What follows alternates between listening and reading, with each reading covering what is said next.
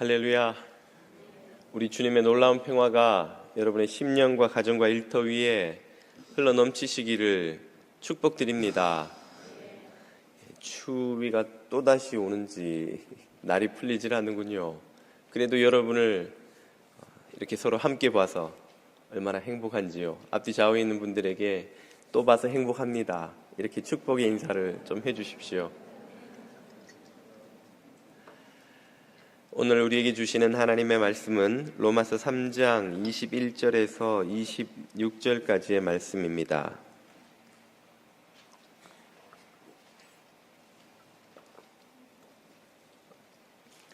로마서 3장 21절에서 26절까지의 말씀을 자매님과 형제님들이 한 절씩 읽겠습니다.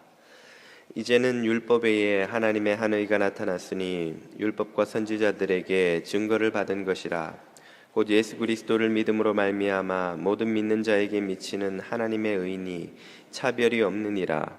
모든 사람이 죄를 범하였음에 하나님의 영광에 이르지 못하더니 그리스도 예수 안에 있는 속량으로 말미암아 하나님의 은혜로 값 없이 의롭다 하심을 얻은 자 되었느니라.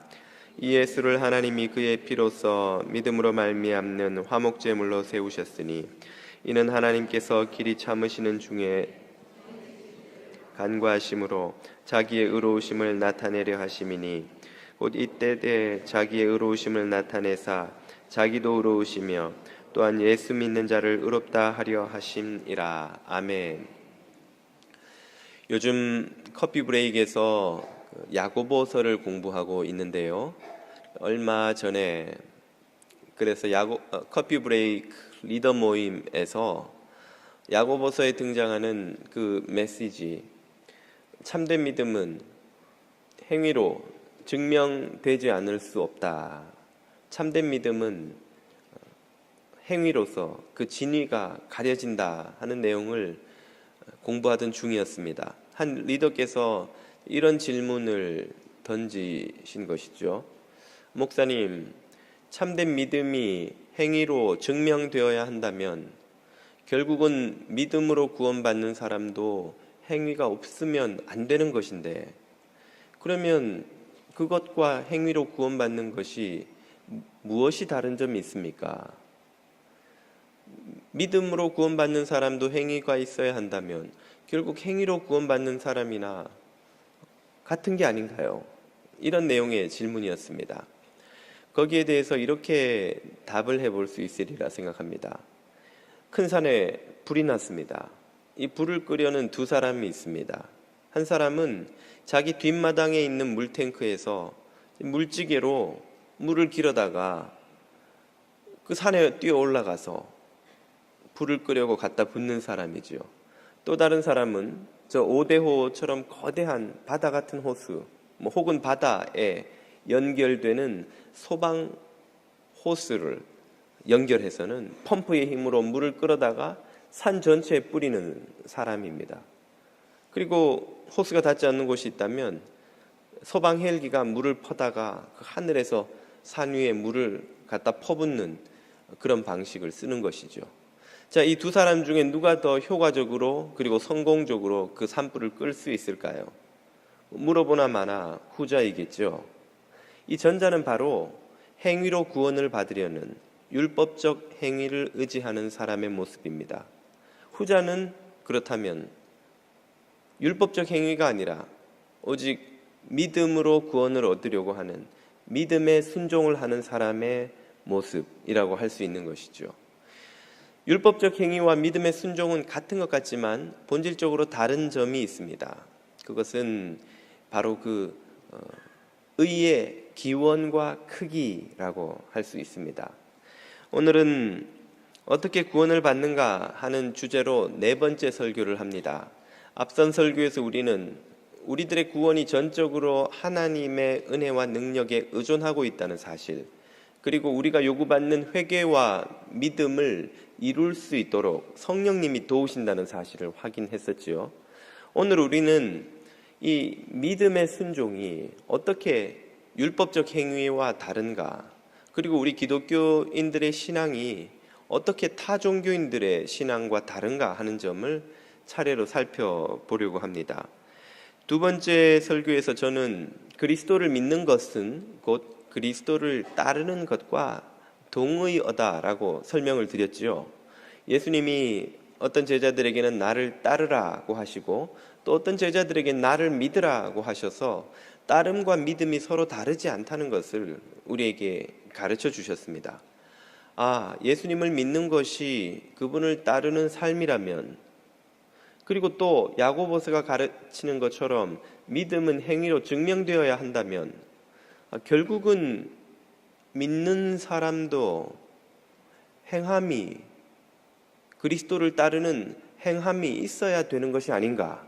그러면 결국 율법적 행위와 모습이 똑같은 것이 아닌가 하는 이 질문에 맞닥뜨리지 않을 수 없는 것입니다. 그래서 먼저 우리는 믿음의 순종이 율법적 행위와 어떻게 다른가 하는 점을 살펴보고자 합니다. 답부터 말씀드리자면 그 두 가지는 의의 기원이 다르다, 혹은 의의 출처가 다르다고 설명을 드릴 수 있습니다. 먼저 율법적 행위를 살펴보자면요, 우리가 행위로 의롭게 된다고 믿을 때에 선을 행하거나 율법을 지키거나 혹은 희생과 봉사를 하거나 그 모든 과정에서 기대하는 것은 그 행위를 통해서 의가 발생하는 것입니다. 선을 행할 때 의가 발생하는 거예요.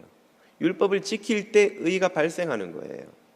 희생적 삶을 살 때 의가 발생합니다. 이 과정에서 발생하기 때문에 이 의의 주체는 인간이고 그 의는 곧 인간의 의라고 할 수 있습니다. 인간이 구원을 얻으려면 이렇게 자신의 행위로 발생시킨 의를 자신의 영혼의 탱크 안에, 의의 탱크 안에 채워야 합니다. 텅 비어버려서 아무것도 남아있지 않은 영혼의 탱크에 그 의를 채워서 그 탱크가 의로 가득 차게 되면 그 사람은 구원받을 수 있는 의로운 자격을 비로소 얻게 되는 것이죠. 문제는 이 의의 탱크가 죄로 인해서 진작에 엄청나게 깊고 넓은 구멍이 나버렸다는 것입니다. 우리가 선을 행하여서 발생시키는 의를 아무리 채워 넣어도 그 깊고 깊은 구멍을 메울 길이 없는 것이죠. 이런 방식의 삶을 사는 사람은 그러므로 쉴 수가 없습니다. 아무리 수고를 해도 채울 수 없는 구덩이를 지금 메워가고 있기 때문이죠. 이런 삶을 사는 사람들에게 그래서 예수님은 수고하고 무거운 짐진 자들아 라고 부르고 계십니다. 그 메울 수 없는 의의 구덩이를 메우기 위해 끊임없이 선을 행해야 하고 율법을 지켜야 하고 혹은 희생적 삶을 살아야 하는 그 부담의 짐에서, 그 무거운 짐에서 해방될 길이 보이지 않는 거예요. 그 구멍을 메울 만한 때가 언제인지 도무지 기약이 없는 것입니다. 이것이 율법적 행함을 살아가는, 의지하는 사람의 삶이라고 할 수 있습니다. 그에 비해서 믿음의 순종을 행하며 살아가는 사람은 어떻게 다를까요? 믿음을 가지고 그리스도를 순종하며 살아가는 사람은 그의 선행이나 율법을 지키는 것이나 혹은 희생적 삶을 사는 그 어떤 행위에서도 의가 발생하지 않는다는 것입니다. 아무리 선을 많이 해도, 아무리 율법을 지키고 아무리 희생적 삶을 살아도 그 행위들은, 그 삶의 모습들 과정에서는 아무런 의가 발생하지 않습니다. 그러면 이 사람이 의지하는 의는 도대체 어디에서 발생하는 것일까요? 어디서 오는 것일까요? 그것은 곧 이미 예수 그리스도께서 2000년 전에 십자가에서 다 이루어 놓으신 완전하고도 충만한 의를 부여받아서 의를 가지게 되는 것입니다. 이때 믿음이라는 것은 우리 자신과 그리스도를 연결하는 통로와 같은 것입니다. 믿음으로 주님 앞에 나아갈 때 우리는 우리의 텅 빈 의의 탱크와 충만하게 차 있는 어마어마하게 큰 그리스도의 의의 탱크가 연결되는 것을 경험합니다. 그리고 그 통로로 그 그리스도의 의가 우리에게 쏟아져 들어오는 것이죠. 그 의로 말미암아 우리는 이 의의 탱크를 채우게 됩니다. 그 그리스도의 의는 충만한 치유와 능력이 있어서 우리의 구멍난 의의 탱크의 밑바닥을 메우고도 그리고 그 탱크를 가득 채우고도 남는 의인 것이죠. 그러므로 믿음의 순종을 행하며 살아가는 사람의 의는 율법적 행위를 의지하며 살아가는 사람의 의와 완전히 다른 차원의 의입니다. 두 사람의 행동은 겉으로 보면 똑같이 선을 행하려 하는 것처럼 보이지만 본질적으로 완전히 다른 차원의 것이라는 말이죠. 다음으로 우리 기독교인의 믿음이 타 종교인들의 믿음과 어떤 점이 다른지를 한번 생각해 보겠습니다. 오늘날 기독교에 대한 많은 이들의 도전이 이것입니다. 아니, 세상에 진실하게 믿는 사람들이 얼마나 많은데 기독교인 못지않게 진실한 불교인, 못지않게 어쩌면 더 진실하고 신실한 무슬림, 유대교도들 혹은 힌두교도들도 많이 있는데 왜 기독교인만 구원받는다고 그런 배타적인 태도를 취하느냐는 것이죠. 왜 기독교에만 구원이 있다고 당신들은 주장하느냐라고 도전합니다. 이 도전은 정확히 맞는 말입니다. 기독교인 못지않게 더 진실한 타 종교인들이 있을 뿐 아니라 아주 많습니다. 많은 불교도, 많은 무슬림, 많은 타 종교인들이 진실하게 그들의 신앙을 믿고 신앙의 삶을 살아갑니다. 그런데 이 질문에서 한 가지 사람들이 오해하고 있는 부분이 섞여 있는 것이죠. 그것은 진리의 진위 여부는 믿는 자의 진실함과 아무 상관이 없다는 것입니다. 내가 진실하게 믿는다고 해서 그게 진리가 되는 게 아니라는 말이에요. 여러분, 이단, 사이비를 추종하는 많은 사람들이 아주 진실하게 그 믿음을 추구합니다. 아주 많은 진실한 통일교도들이 문선명을 하나님의 아들로 재림주로 믿고 있어요. 아주 많은 진실한 신도들이 박태선을 그들의 구원자로 믿고 있습니다. 지난 세기 공산혁명이 전 세계를 휩쓸 때에 아주 많은 공산당원들이 자신들이 믿고 있는 이 신념 체계가 진짜로 인민들을 구원해 주리라고 확신하면서 그 공산혁명을 추구했습니다. 정말 프롤레타리아들에게 유토피아를 가져다 줄 것이라 믿고 부르주아들을 잡아 죽이는 학살극에 동참했습니다.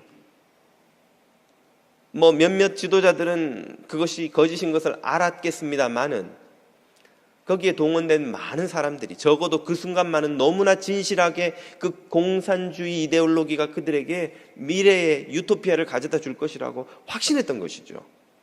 이 모든 예들이 우리에게 가르쳐주는 바가 무엇입니까? 신자의 진실함이 그 믿음의 진리됨을 보장하는 것이 아니라는 말입니다. 우리가 기독교를 진리라고 믿는 이유는 저와 여러분 기독교인들이 타 종교인들보다도 더 진실하게 믿기 때문이 아닙니다. 우리들의 진실함 여부가 진리 여부를 결정하는 게 아니라는 거예요. 기독교가 진리인 이유는 우리 믿음의 대상인 그리스도가 진리이기 때문입니다. 세상에 많은 종교의 창시자들이 그 나름대로 정말 진실하게 구원의 길을 찾았습니다. 그리고 자신들이 발견했다고 믿은 그 길을 그들을 따르는 제자들과 신자들에게 가르쳐 주었어요. 자, 이렇게 수행하면, 이렇게 욕심을 다 던져버리면, 이렇게 율법을 잘 지키면, 또 이렇게 계명을 잘 지키면 너희들은 의를 발생시킬 수 있고 그 의를 잘 정립해서 언젠가는 구원에 이를 수 있다고, 혹은 해방, 혹은 열반, 혹은 모크샤에 도달할 수 있다는 그들의 신념을 그들은 전파했던 것이죠. 그리고 그 신념이 한결같이 공통되게 요구하는 것은 따르는 자들, 신자들에게 스스로 그 의를 발생시켜서 정립해 나가야 한다는 것이었습니다. 바로 이 점에서 기독교는 차별됩니다. 예수 그리스도는 우리에게 우리 스스로 의를 발생시킬 수 있는 힘이 없다고 선언하셨습니다. 우리에게 의를 발생시키라고 요구하지 않으시죠. 예수 그리스도 당신께서 우리가 도저히 이룰 수 없는 그 의의 요구를 다 이루시고 그 의를 우리에게 부여해 주십니다. 우리에게 나누어 주시죠. 그리고 그것만이 죄인이 모든 죄의 값을 치르고 의의 요구를 이룰 수 있는 유일한 길이라는 것을 예수 그리스도께서 알려주셨습니다. 우리는 그것을 믿고 그것이 진리이기 때문에, 그 그리스도와 그분의 가르침이 진리이기 때문에 우리는 기독교가 진리라고 믿는 것입니다. 우리의 진실함 여부와는 상관이 없는 문제이지요. 주님께서 이루신 이 충만한 의가 그러므로 도무지 의라고는 없는 우리에게 쏟아져 들어오는 것입니다. 이것을 비유하자면 아마 삼투압의 원리가 아주 좋은 예가 되지 않을까 싶은데요. 이런 예를 한번 들어보겠습니다. 어떤 사람이 땅굴을 파다가 우연히 실수로 그 땅굴이 그만 저 오대호 같은 거의 바다와도 같은 말이죠. 시카고에서 보면 그게 호수인데 저 건너편이 보이지 않아요. 너무 호수가 커서 오대호 같은 혹은 무슨 대서양 같은 바다와 연결되는 구멍으로 그쪽으로 그만 동굴이 뚫려버렸다고 한번 가정을 해 보십시다. 그러면 연결이 되는 순간 어떤 일이 벌어지겠습니까? 어마어마한 힘으로 그 바닷물이 동굴 속으로 쏟아져 들어와서 그 동굴을 가득히 채우겠죠. 도저히 감당할 수 없는 압력으로 밀려 들어와 이 동굴을 채우는데 언제까지 그 물이 차오르겠습니까? 바다의 수면과 같아질 때까지. 왜 바닷물은 이 동굴 속으로 그렇게 강한 힘으로 밀려 들어올까요? 그것은 오대양을 채우고 있는 엄청난 양의 물이 자체적으로 갖는 그 수압에 더해서 그 수면 위에서 누르고 있는 지구의 대기가 누르는 이 기압, 이 누르는 힘 때문인 것이죠.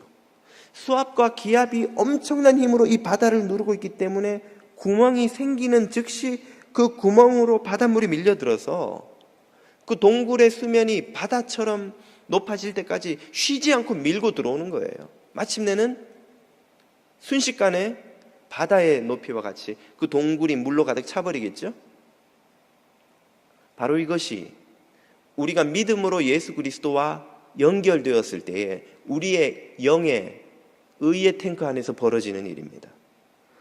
우리의 영혼은 마치 텅 빈 동굴처럼 아무런 의가 없는 존재들입니다.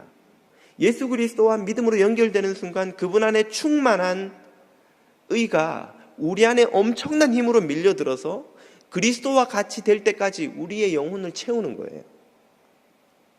왜 그렇게 엄청난 힘으로 그 의는 밀려 들어오는 것일까요? 수압과 기압이 바다를 누르는 것처럼 하나님의 사랑의 능력이 그 의를 누르고 있는 거예요. 우리 안에 그 의가 밀려들어 충만히 채워질 때까지 쉬지 않고 누르시는 것이죠. 이것을 로마서 8장 37절 이하가 이렇게 말해줍니다. 그러나 이 모든 일에 우리를 사랑하시는 이로 말미암아 우리가 넉넉히 이기느니라. 내가 확신하노니 어떤 피조물이라도 우리를 우리 주 그리스도 예수 안에 있는 하나님의 사랑에서 끊을 수 없으리라. 아멘. 다시 표현해보자면 우리 안에 쏟아져 들어오는 그 그리스도의 의를 밀어 넣으시는 하나님의 그 사랑의 힘을 거역할 수 있는, 막을 수 있는 것이 세상 그 어떤 것도 없느니라, 그 말이에요. 우리가 믿음으로 그분과 연결되기만 하면 그분 안에서 쏟아져 들어오는 이 의를 우리는 도저히 거부할 수 없을 정도로 강한 힘으로 우리를 채우는 그 의를 우리는 경험하게 된다는 것이죠. 그리스도께서는 그 바다처럼 차고 넘치는 온 인류를 위한 의를 도대체 어디에서 어떻게 쌓아 놓으신 것일까요? 이루신 것일까요? 그것을 오늘 본문 23절 이하가 이렇게 말해줍니다. 모든 사람이 죄를 범하였음에 하나님의 영광에 이르지 못하더니 그리스도 예수 안에 있는 속량으로 말미암아 하나님의 은혜로 값없이 의롭다 하심을 얻은 자 되었느니라. 아멘. 속량이라는 아폴리트로시스라는 헬라어는 돈을 주고 노예를 사서 해방시키다 라는 뜻입니다. 구속이라고도 번역이 되는데요, 고대의 사람들이 큰 빚을 지고 갚지 못하거나 혹은 전쟁에서 져서 적의 포로가 되면 10중 8구 그들의 운명은 노예로 전락합니다. 일단 한번 노예가 되면 죽을 때까지 노예고 그들의 자녀들도 대대손손 노예가 되는 거예요. 노예에서 해방되는 유일한 길은 어떤 자비로운 이가 그 주인에게 노예의 비싼 값을 주고 그를 사서 풀어주는 것밖에 없어요. 이 노예는 얼마입니까? 은 30냥이요. 그럼 내가 은 30냥을 내겠어. 그러면 그 노예가 나의 소유가 되는 거예요. 그런데 내가 그를 자유케 해주기를 원하면 그를 사서 해방시켜주는 것이죠. 이제 가라. 너는 해방이다. 그러면 그는 비로소 자유인의 신분을 회복하는 거예요. 노예들은 자신의 몸값을 절대로 갚을 수 없을 만큼 그 몸값은 비쌌습니다. 가끔 정말 기적같이 일어나는 이런 일들이 바로 예수 그리스도께서 우리를 위해 행하신 일에 대한 비유가 됩니다. 예수님은 우리가 도저히 갚을 수 없는 죄의 값을 당신이 대신 십자가에서 그 고귀한 보혈을 흘리심으로 다 갚으셨습니다. 그리고 죄와 사망의 노예였던 우리를 사서 자유인으로 하나님의 자녀로 만드신 것이죠. 그 예수께서 하신 일을 또한 25절이 이렇게 설명해 줍니다. 이 예수를 하나님이 그의 피로써 믿음으로 말미암는 화목 제물로 세우셨으니, 힐라스테리온이라는 헬라어는 화목 제물보다 속죄 제물이라는 단어로 번역되는 것이 더 정확합니다. 속죄 제물에 대해서는 제가 설명을 드린 적이 있죠. 이 속죄 제물이 어떤 방식으로 사용됩니까? 구약시대에 죄인이 자신의 죄를 해결할 수 있는 유일한 방법은 죄의 대가를 치르는 것밖에 없었습니다. 하나님 앞에서 모든 죄의 유일한 대가는 죽음이에요. 죄는 죽음으로서밖에 갚을 수 없고, 그러므로 이 죄인은 죽지 않고는 그 죄를 씻을 수가 없습니다. 그런데 하나님께서 그를 긍휼히 여기셔서 그 죄를 죽지 않고 용서받는 길을 열어두셨죠. 그것이 바로 속죄 제사입니다.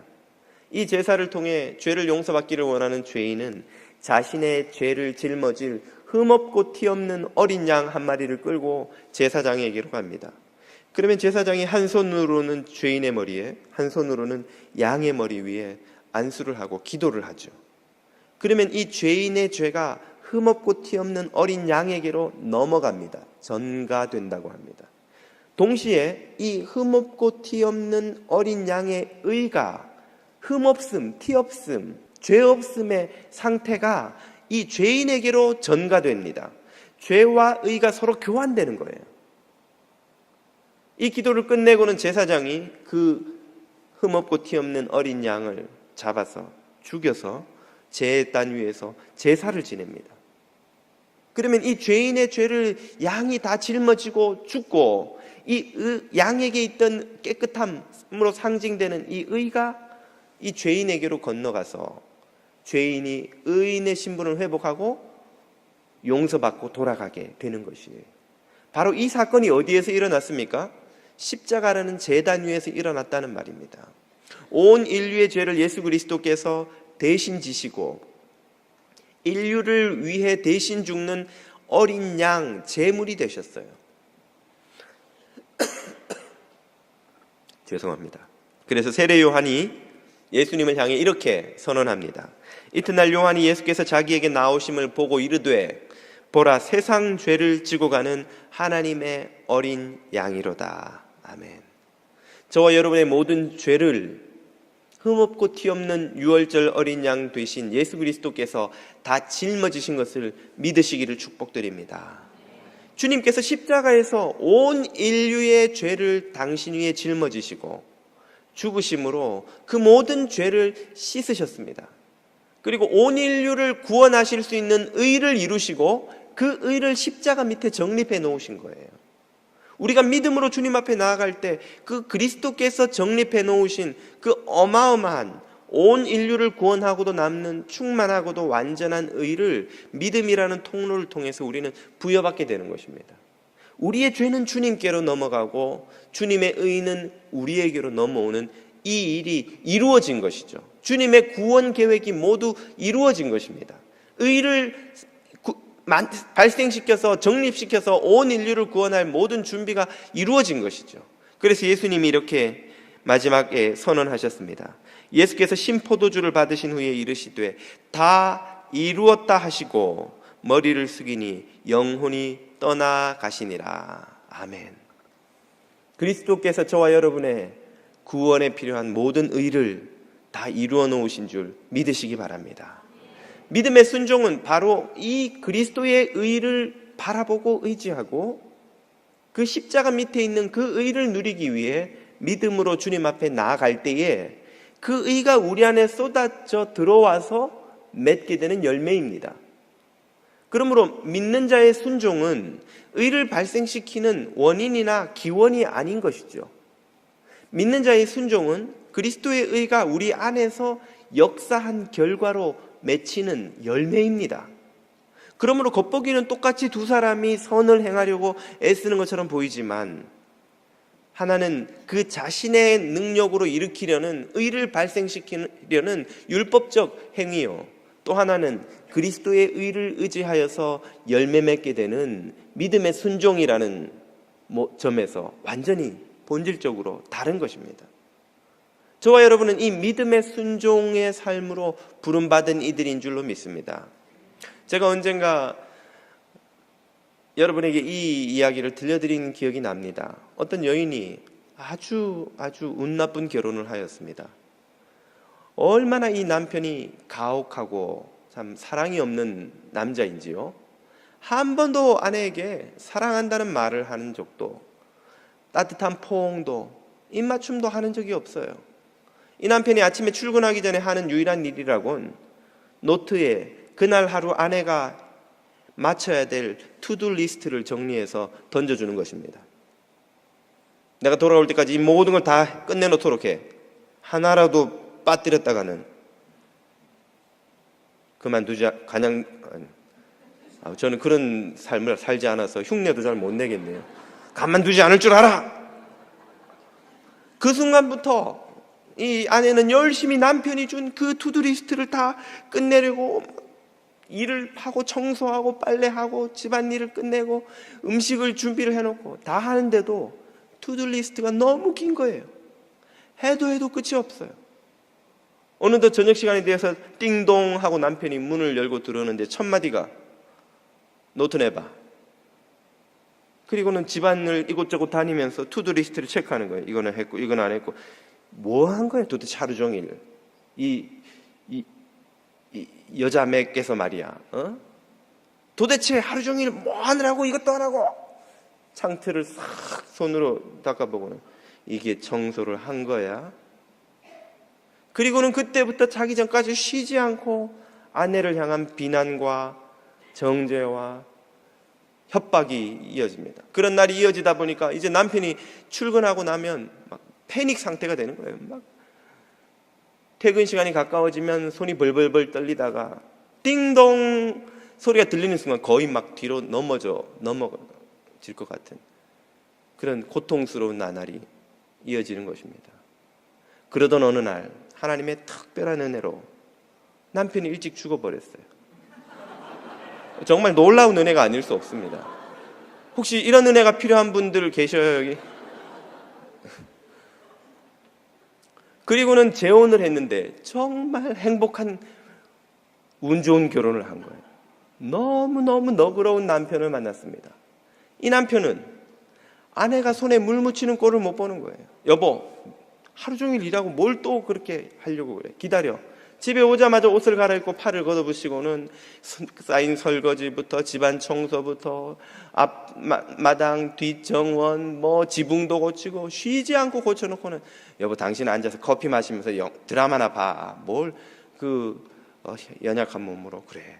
아침이 되면 아내를 포근하게 안아주고 사랑한다고 고백하고는 말이죠. 갔다 올 때까지 신경 쓰지 말고 집안일 할 것도 없어. 내버려둬. 그냥 커피나 마시고 심심하면 팔팍이 가서 밥이나 먹고 말이야. 이 카드 여기 있으니까 필요한 거 있으면 사 먹고 사 입고 놀아. 그런 남편이 세상에 있나요? 저도 그렇게 살긴 하는군요. 아무튼 그런 남편이 있다고 치십시다. 이 여자가 너무 행복한 거예요. 저녁에 퇴근하고 들어와도 남편이 하는 첫 마디가 여보, 너무 당신이 오늘 보고 싶었어. 당신이 보고 싶어서 오늘 회식하자는데도 집에 뭐 빨리 달려왔어. 앉아서 쉬어. 내가 저녁 얼른 차릴 테니까 같이 먹자고. 저녁 먹고 나서는 또 커피를 갖다 주고 말이죠. 또 커피하고 함께 먹을 간식도 탁 들고 와서 아내를 서브하고 말이죠.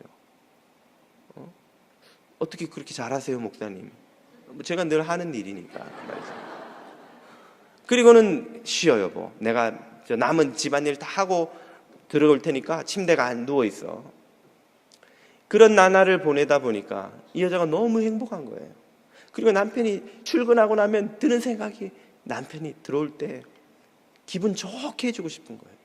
집을 깨끗하게 정리된 집에서 맛있는 음식 냄새가 나는 행복한 집을 남편에게 그런 가정을 선물하고 싶은 거예요. 그래서 열심히 집안일을 즐겁게 노래를 부르며 합니다. 그러다가 어느 날 옷장 안에서 노트를 하나 발견한 거예요. 보니까 전 남편과 살 때 그 남편이 자기에게 시켰던 그 모든 일들에 대한 리스트가 빽빽히 적혀 있는 노트였어요. 그 노트를 차근차근 보니까 지금 자기가 하고 있는 일들이 다 거기 있는 거예요. 근데 지금은 그 모든 일들을 그때 두려움과 염려와 근심과 스트레스 속에서 했던 일들을 기쁨과 즐거움으로 더 열심히 더 기쁘게 노래를 부르면서 하고 있는 것을 발견한 것이죠. 얼마나 감사하든지. 이 이야기가 비유라는 사실을 여러분 잘 아시겠죠? 그 전 남편은 바로 율법이 우리에게 하는 일을 보여줍니다. 율법은 쉴 새 없이 우리에게 의롭게 살라고 다그치죠. 협박합니다. 지옥 가지 않으려면, 심판받지 않으려면, 구원받으려면 이렇게 살라고 우리를 얼르지만 실제로 그 율법은 우리를 거룩하게 만들어주지 못합니다. 이 새 남편이 상징하는 것은 하나님의 은혜요 복음입니다. 하나님의 사랑을 말하는 것이죠. 하나님은 우리를 사랑으로 부르세요. 자격도 없는 우리를, 우리가 아직 죄인 되었을 때 그리스도께서 우리를 위하여 죽으심으로 하나님께서 우리에 대한 자기의 사랑을 확증하셨느니라. 하나님이 세상을 이처럼 사랑하사 독생자를 주기까지 사랑하셨으니 그 사랑으로 죄인 된 우리를 부르셔서 우리에게 의를 요구하지 않으시고 당신의 독생하신 아들을 희생시켜 모든 의를 다 이루신 거예요. 그리고 그 의를 겸손한 믿음으로 나오는 모든 자들에게 아무런 조건도 자격도 없이 거저 다 나누어 주시는 거예요. 심지어 주님의 우편에서 매어달려 죽어가던 일생 강도짓을 하던 악인조차도 그 은혜를 부여받을 수 있는, 감당할 수 없는 사랑으로 우리 안에 그 의를 쏟아 부어 주시는 것입니다. 그 그리스도의 의를 의지하면서 살아가는 것이 성도의 믿음입니다. 성도의 삶인 것이죠. 그것이 믿음의 순종인 것입니다. 오늘 저와 여러분의 구원이 가능한 유일한 소망이 있다면 무엇일까요? 그것은 이미 우리를 위해 완전하고도 충만한 의를 십자가에서 다 이루어 놓으신 예수 그리스도 그분께 믿음으로 나아가 연결되는 것입니다. 그분 안에 있는 거저 주시는 그 은혜의 의를, 하나님의 의를 우리가 받아 누리는 것이죠. 그러므로 우리의 소망은 바로 십자가에 있는 것인 줄로 믿습니다. 우리 그리스도인들이 하나님의 백성 되는 유일한 길은 이 십자가를 의지하는 이것인 줄로 믿고, 날마다 우리들의 헛되고 보잘것없는 의가 아닌 이미 완전하고 충만히 이루어 놓으신 예수 그리스도의 십자가의 의를 바라보시는 성도 여러분 다 되시기를 축복드립니다. 기도드리겠습니다.